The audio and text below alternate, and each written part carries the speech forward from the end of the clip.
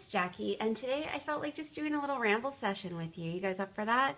I wanted to talk about watercolors, and specifically I wanted to talk about what I'm doing to learn watercolors. So one thing about me when it comes to hobbies is it's never enough for me to just do my hobby. I have to always be learning something.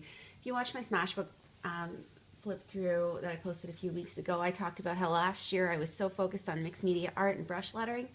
This year, watercolor has just like stolen my heart.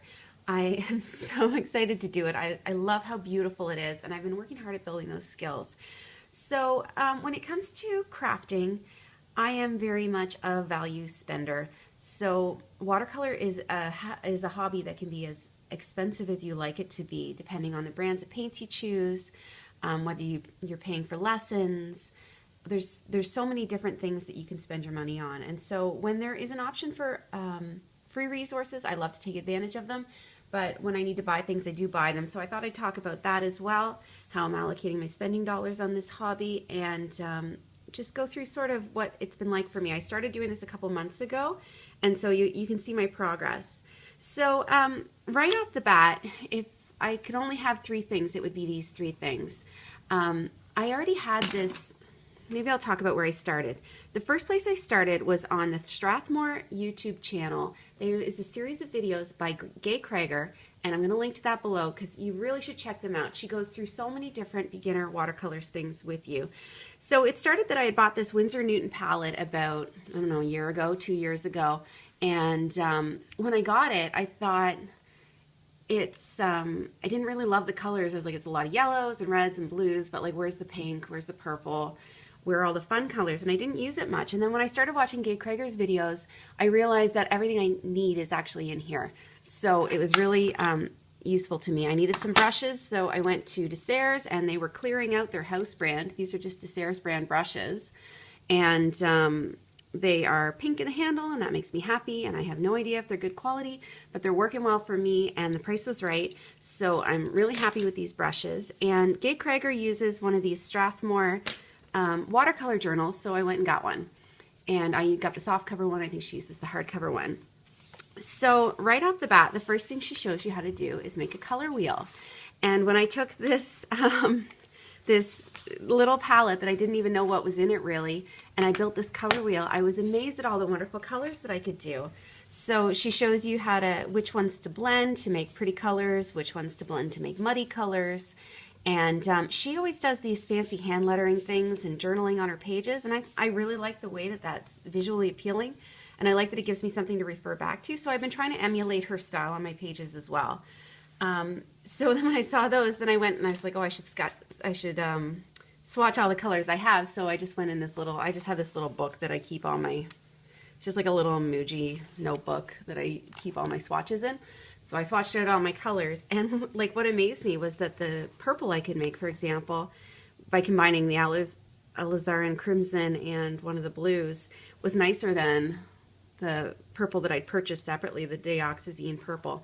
So the watercolors I'm using are the Windsor Newton Cotman Colors, and I really like these as a value watercolor. I pay $4.50 a tube versus, you know, Daniel Smith, you can pay up to $15 a tube for the paints. So I'm not good enough to necessitate that level of spending at this point. Maybe someday I'll get there, but for now I'm really happy with the quality of the Cotman colors, and that's what I've been using. So then the next lesson she did was on how to do washes, and it was how to do a plain wash, and I did practice that one twice. And then it was how to do, sorry, it's hard to get this in frame, an ombre wash and how to do a two-colored wash. So I practiced those, and later on she shows how to do these types of lettering, so I did that on top like she did. She does doodles on these, and I didn't want to do that exercise, so at some point I'll cover that with something. Then she showed how to do a landscape, so I did my first landscape, and I was just so amazed that I could get such a huge range of blues and greens out of just the colors in that little palette. She showed us how to use a kitchen sponge to make a tree, so I did that. And I think it turned out really pretty. I've shown a lot of these on Instagram. If you're on my Instagram, you've probably seen these. Then she showed us how to use a tissue paper to make clouds, like a Kleenex. And again, I copy her hand lettering styles. I really think it's beautiful. She showed how to roll up a tissue to make waves in the ocean, and different ways to create a sand texture using sponge, salt, and a toothbrush. So I tried all of those things, and that pretty much took me as far in that course as I was going to go. The next lesson was how to sketch your garden, like go outside and do sketches. But I'm in the Canadian winter in the city right now, and it's just like I don't want to paint a bunch of whites and grays. So maybe in the summer I'll do that lesson. But this is as far as I took the course. But it's all free on YouTube. So like I definitely recommend that you check it out and you try these paintings. They're really straightforward, and I learned so much just because there's little things I need to figure out, like how much water is the right amount of water and what colors go together and which ones don't. So it's pretty good. So by the time I finished that course, I kind of went a little bit Jane Davenport crazy. I think a lot of us did. So I got the brights and the neutrals, and I used a coupon, so they were spendy, but they weren't so spendy. Neutrals, and I think these are the brights. Paint till you faint. Yeah, they're so pretty. And then I did some stuff with those. I tried to do my first paint.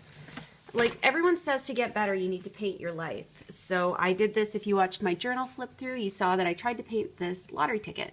And I was so pleased when I did it. I couldn't believe I painted so well. So that was my first exercise in painting from life. Then I also did a page in my art journal using the Jane Davenport stuff. I actually did a couple. I did this one using one of her stencils. And I tried, my focus on this one was to just do a sloppy, messy, don't worry about where the lines are kind of a painting, and I'm so in love with it. It's so counterintuitive to me to not be precise and careful, but I loved how it turned out. And then I did a second page using, I wanted to try out the Jane Davenport face stamps, and I did this art journal page, which was, again, just stamped down the face and then random splatterings of watercolor to do the hair, and then I drew over top of that. So that was really fun. And then I did the free online course at scrapbook.com with Natalie Milan. And she teaches you how to do the pretty stuff and the whimsical stuff. So that was a good exercise for me too, because Gay Kraeger's course was very sort of classical, whereas Natalie Milan's class was more trendy, like more on trend. So the first exercise was in blending colors, and I had such a hard time with it. And I had a hard time with a lot of these lessons, but that's how you learn, right? And so that's a good thing. But I tried to keep up with Gay Kraeger's style of lettering on top of the paintings. I think it's really cool. This was my first letter in masking fluid, and sure, it has some mistakes in it, like where the paint pooled, but overall I'm really pleased with the effect. I found brush lettering with masking fluid really intuitive and doable, so that was cool. Then she did one about layering masking fluid. It had never crossed my mind to layer masking fluid, so I learned a lot doing this one. She did one about these ice cream cones. The lesson was to paint without an outline and to practice blending colors. So like there's some purple mixed with the reds, purple mixed with the teal. And so that was a really good exercise for me. And again, I just used my Windsor Newton palette. She uses the fancy Kuretake set, but I just used this one, and I got the same colors because now I'm a little better now at blending my colors, right? She did one about whimsical doodles, so you paint them first and then you doodle on top of them. And then she showed us how to make a color wheel that has a more decorative flair, and I thought that was really cool. And that's, oh yeah, I have one more painting in there. So that was that course completed. And then in the meantime, I've also been doing some sketching. And this is, I think it's important to show you guys this book because I see a lot of complaining that people only show their good work on social media, on the Instagram and the YouTube. You only see the stuff people are proud of. What happened in this book I'm not proud of. This is a Leuchtturm 1917 sketchbook. And originally I had purchased it to do the October Dawn Nicole Designs Challenge. And she does a daily doodle and a daily lettering, and I started it, and it was great, and I did like an Inktense drawing and some lettering, and then things started to go kind of south for me. Actually, it stayed good for a couple of days, but then at this point, suddenly my pages are not holding up to the water I'm using, and they're getting all wrinkly, and then this one was kind of the last straw. I did this beautiful Inktense drawing. I was so proud of it. When I did the next one, it didn't dry before I closed the book, and the red all transferred over, and I was starting to lose interest at this point. And then this pumpkin went right through the paper. I worked it so hard and I wrecked it. So then I was done with that challenge. I just didn't want to focus on it anymore. So now I've been using this book instead. I've been doing on YouTube, there's a free series by SchaeferArt, and again I'll link to it below, of sketching, because sketching is the first part of watercoloring, right? You need something to paint. So I've been doing these little sketch lessons here and there, and he's teaching about shading and perspective and that sort of thing. So I've been working on those. And then this was the first sketch from life lesson that he did, and this is as far as I've gotten in his courses. And then in life, I'm going to try to do a better habit of painting some things from my life. So I did my first one on Sunday, and I'm so pleased with it. I painted what I had for brunch, and I can't believe how nice it turned out. And it's really just a result of how much I've been practicing and how much, like, I'm just painting any chance I get, and it turned out really well. I just snapped a photo of my waffles at brunch, and I came home, I sketched it, and I colored it as best I could. I used the Jane Davenport Neutrals palette for this one, and it was a lot of learning. Like, I learned so much every time I do one of these about, like, when I painted this one really quickly versus I painted this one really slowly. The quick one turns out better. You have to not overwork your watercolors, and trying to get this sort of white but not quite white shade, that was a real challenge for me, and I got it to work. Getting the perfect shade of blue for blueberries, that was a learning process. So I guess what I'm trying to say is that I hope you guys are getting better at anything you're trying, and there's lots of great resources out there, and I just wanted to share with you the resources I've found, the materials I've been using, and what's working for me. And I'm just hoping I can inspire you guys to learn something new maybe, and that's really all I was trying to tell you with this video. So yeah, that's it for now, and if you want to see, I'll do flip throughs. This art journal it's just I'm not very far into it, so I'll do a flip through of it when it's more.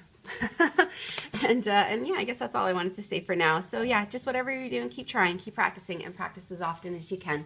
Thanks so much for watching.